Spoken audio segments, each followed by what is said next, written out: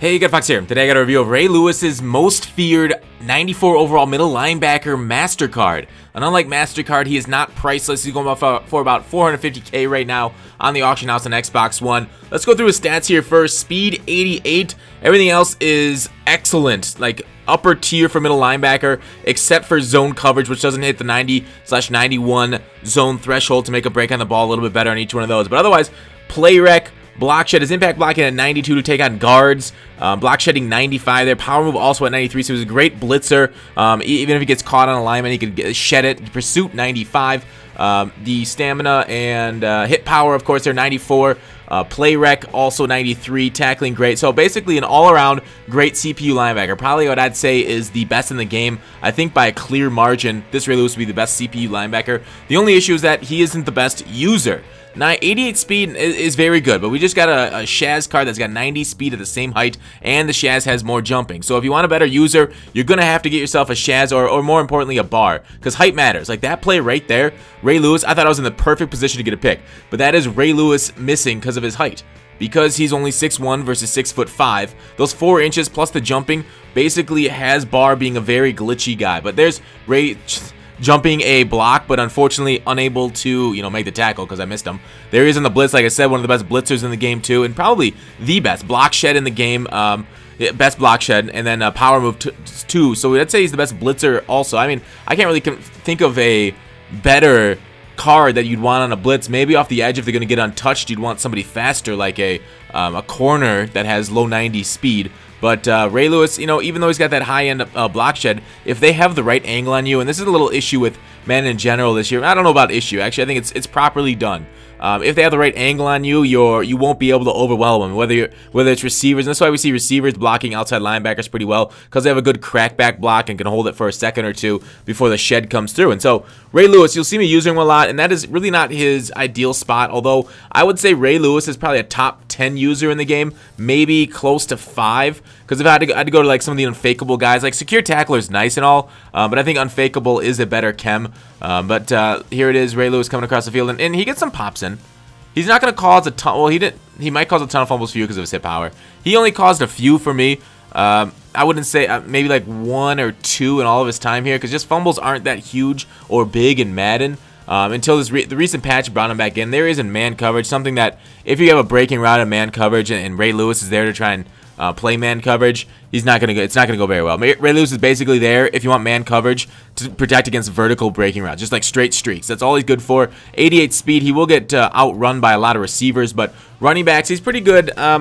Although we got Barry Sanders now, who's 95 speed, and other halfbacks in the low 90 speeds, that is going to kind of toast him on man coverage, even those routes. But there he is coming deep. There he is forcing that pass off because of his blitz in the middle of the line. And so, yeah, he essentially forced that back foot throw. The back foot throw should have gone out of bounds there if it was my opponent, but fortunately, it went to my player, and then we got a nice little pick there. So, Ray Lewis, once again, he doesn't really pop a lot. I think I take over too often. Maybe if I let the computer hit stick and not try to, like, switch on, then hit the right stick to try to hit stick myself, because I seem to get more conservative tackle animations, whereas like he has great traits. Like he has big hitter, yes. He's got strip balls, no, which is unfortunate. So if you want aggressive stripping, you're going to have to either go to a strip club or manually strip the ball, or actually just turn on that ball. There, nice little drop there. That would have been pretty clutch to pick that for Lewis near the goal line. There he is again, and boom, no. So it was in a deep third and a cover 2, and I don't think Ray Lewis is the best for that deep third cover 2 type of coverage, just because you want that zone coverage at 91, and really no middle linebacker gets there. Maybe, I think 1 actually gets there. I think people have also said you can play Paul Posluszny out of position and be fine with the 91 zone coverage. I haven't seen it. I haven't really tested them, but maybe the glitchiness is there with Paul P in a deep zone. But regardless, Ray Lewis is not 91 zone coverage, so maybe another one of his cards down the road will have it, but this one doesn't, so that unfortunately makes him lesser of a card in coverage. Still an ideal CPU linebacker. There he is. He's able to trail that. He's able to follow that route. He wasn't like you see a lot of missed zones or zones in Madden where they're literally just standing flat-footed. Ray Lewis wasn't flat-footed there. He saw a guy coming through his zone and actually reacted appropriately. Pretty close to it. 83 zone, I'd say, is fair to make a play like that, to not break on it. And if you guys want to know Ray Lewis, I should have said this earlier, he's the guy with the star under him because he's almost always the highest overall on my team. I think right now he might have been phased out right now because I got a couple 95s, and Well, I don't know. He's got the physical front to boost his block shed up, so you can boost that up to even 97 block shed, which is just insane. So he will be able to make that. Ooh, nice little spin, nice little spin, nice little. Ooh, not good enough on the juke.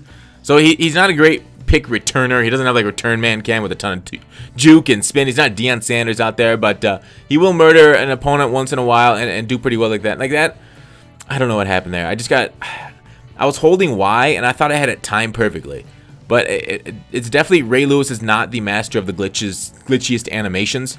Yeah, he'll get them once in a while, but the glitchier animations come with the bar cards, the Shaz cards, and you still, I mean, 88 speed for a middle linebacker spot is still elite, and that's why I say he's either 5 to 10 in that range for a user. Still though, middle zone, if you got him CPU'd and you can like play another position, if you like this user safety, you really can't go wrong with a Ray Lewis up the middle, and I do really love this card. The issue is with middle linebackers, I'm frequently switching between the two, which one I want to use her, because I want to generally use her a backside middle linebacker, so the one that's away from or the one that's like lined up on the running back in a shotgun formation. Nice little drop pick by my user, but Ray Lewis comes and sweeps up and picks it and gets a nice little one as he was driving there near the end of the half, or the end of the game, sorry, in the fourth quarter. So out of 10, Ray Lewis gets a 9.3. Great blitzer against the run, pretty decent against the pass, a pretty decent user too. But that is it. Thanks for watching. Call to action. I'll see you tomorrow.